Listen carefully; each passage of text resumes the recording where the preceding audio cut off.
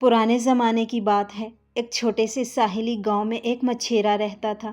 वो नहायत मेहनती और सादा मिजाज आदमी था।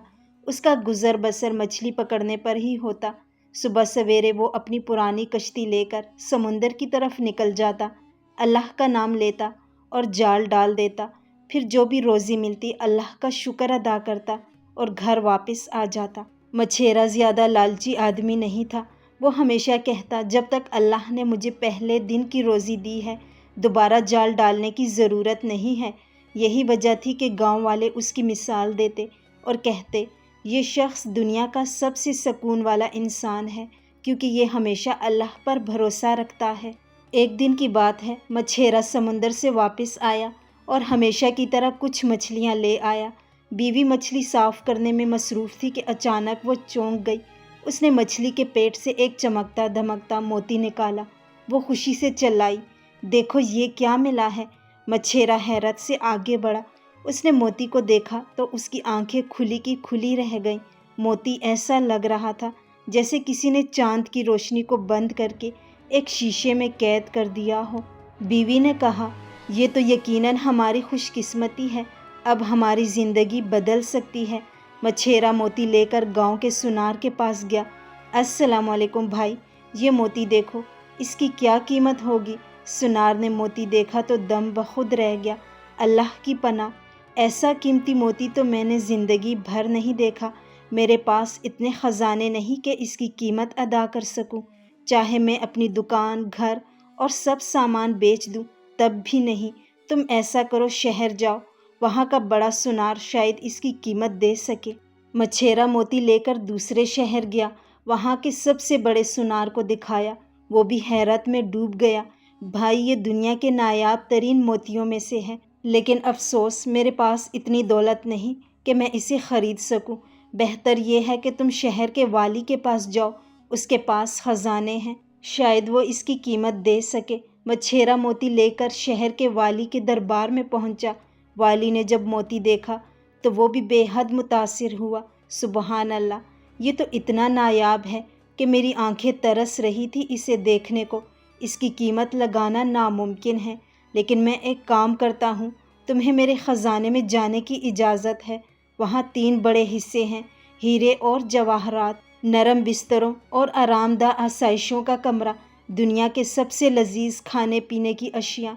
तुम्हें वहाँ 6 घंटे दिए जाते हैं, जितना चाहो ले लो। ये तुम्हारी मेहनत और नसीब की कीमत है। मछेरा हैरान था। वो अंदर गया तो आंखें खैरा हो गईं। इतना बड़ा ख़जाना उसने ज़िंदगी भर नहीं देखा था। उसने खुद से कहा, 6 घंटे, ये तो बहुत ज़्यादा वक्त है। पहले खाना खा लूँ ताकि ताकत आए, फिर जेवरात और जवाहरात समेटूंगा। वो खाने वाले हिस्से में गया। ऐसे खाने कि खुशबू ही इंसान को मदहोश कर दे। मछेरा खाता गया और 2 घंटे यूं ही गुजर गए। फिर उसकी नज़र नरमो नाजुक बिस्तरों पर पड़ी। उसने कहा, खा भी लिया है, अब ज़रा आराम कर लूँ, थोड़ी नींद ले लूँ, फिर तो वक्त बहुत बाकी है। उसके लेटने की देर थी कि वो गहरी नींद में चला गया। घंटों यूं ही बीत गए। अचानक उसके कानों में आवाज़ गूंजी, उठो, तुम्हारा वक्त ख़त्म हो चुका है, बाहर निकलो। मछेरा घबरा कर उठ बैठा। क्या इतनी जल्दी?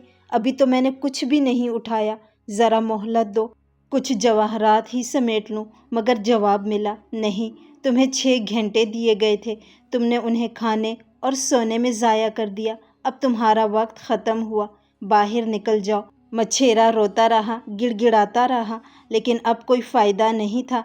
वो खाली हाथ बाहर निकाल दिया गया। ख़जाने के दरवाजे बंद हो गए और मछेरा अपनी हमाकत पर पछताता रह गया। ये कहानी हमें एक निहायत ही कीमती और अनमोल सबक देती है। मछेरा इस दुनिया में हम सब इंसानों की मिसाल है, और वो मोती दरअसल हमारी ज़िंदगी है, जो अल्लाह पाक ने हमें एक कीमती अमानत के तौर पर अता की है। शहर का वाली जब मछेरे को ख़जाने में भेजता है और 6 घंटे देता है, तो ये दरअसल हमारी ज़िंदगी के महदूद वक्त की मिसाल है। ये वक्त हमें मिला है ताकि हम अपने लिए नेक अमाल का सरमाया जमा करें, जन्नत के ख़जाने समेटें और आखिरत की तैयारी करें।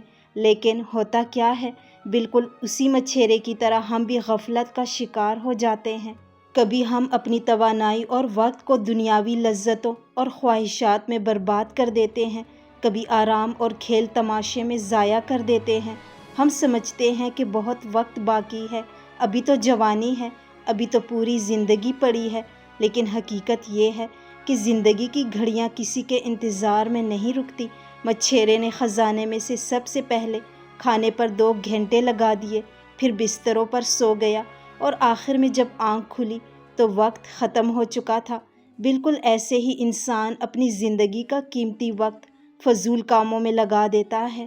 بڑھاپا آتا ہے، طاقت کم ہو جاتی ہے، آنکھیں دھندلا جاتی ہیں، جسم کمزور ہو جاتا ہے، اور تب انسان چاہتا ہے کہ کاش تھوڑا وقت اور مل جائے تاکہ نیک عمل کر سکوں، نماز پڑھ سکوں، قرآن سے تعلق جوڑ سکوں، اللہ کو یاد کر سکوں۔ مگر بالکل اسی خزانے کی طرح زندگی کا دروازہ بھی بند ہو جاتا ہے، پھر نہ کوئی مہلت ملتی ہے اور نہ ہی کوئی دوسرا موقع۔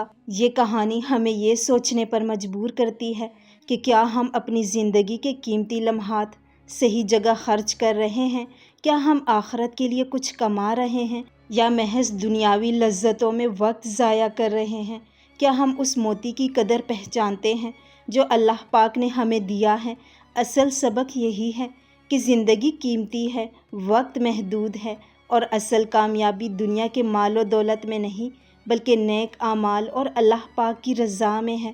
انسان کو چاہیے کہ وہ اپنے وقت کو بیکار چیزوں پر ضائع نہ کرے، بلکہ ہر لمحہ اس طرح گزارے جیسے یہ اس کی زندگی کا آخری لمحہ ہے، کیونکہ وقت ایک بار گزر جائے تو لوٹ کر نہیں آتا۔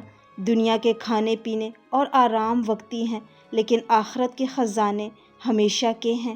زندگی کے محدود وقت کو فضول باتوں میں نہ گنوائیں۔ دنیا کی لذتیں عارضی ہیں، مگر نیک اعمال ہی وہ خزانہ ہے جو ہمیشہ ہمارے ساتھ رہیں گے۔